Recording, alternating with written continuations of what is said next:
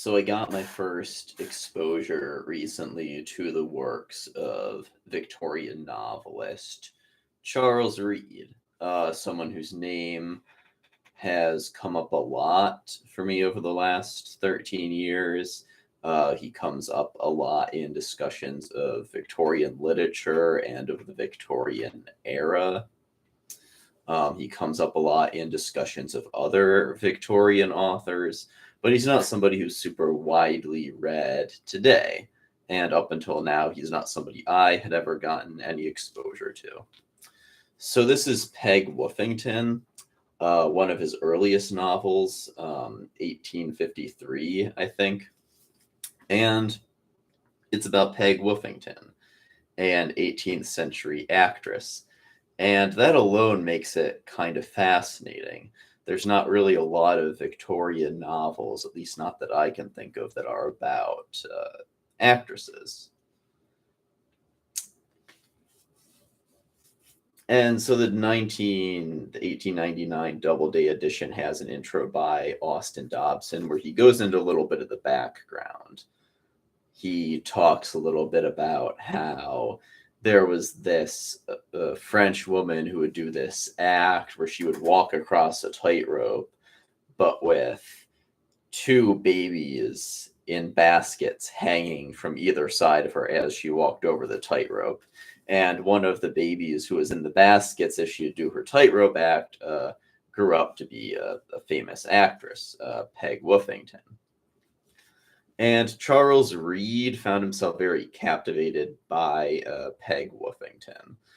Part of what got him to write this novel was that him and a friend were writing a play where she was one of the main characters, but he had way more material on her than he got to use for the play. And so he wrote a novel, but partly because he just wanted more people to know about Peg Woffington and the fascinating life that she lived. And when you read the book, you can kind of see why, because Peg Woffington, at least as Charles Reade draws her, is a really, really fascinating character. You know, she's a brilliant actress. She's a brilliant trickster.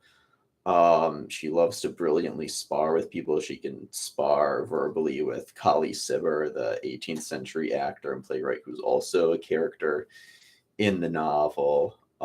And she's full of good cheer. She loves to lift up the downtrodden, but she's also a very, very flawed character. She has her prejudices. She's capable of being very jealous and very spiteful, even toward people who aren't necessarily deserving of spite. She can be very dejected and depressed. And she can feel the weight of the stereotypes that surround being an actress.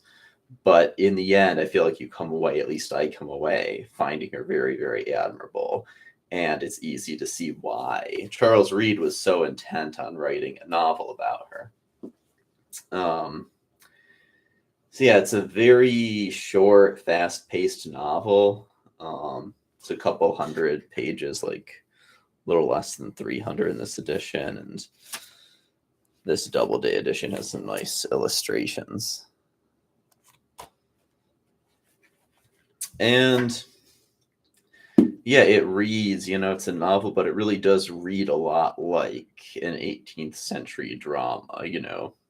The characters feel like they could be characters out of, a play by Sheridan or Goldsmith or Cumberland. And, the action feels very drama-like, the tricks that are displayed in the various scenes that the characters play on each other, the deception, the revelations.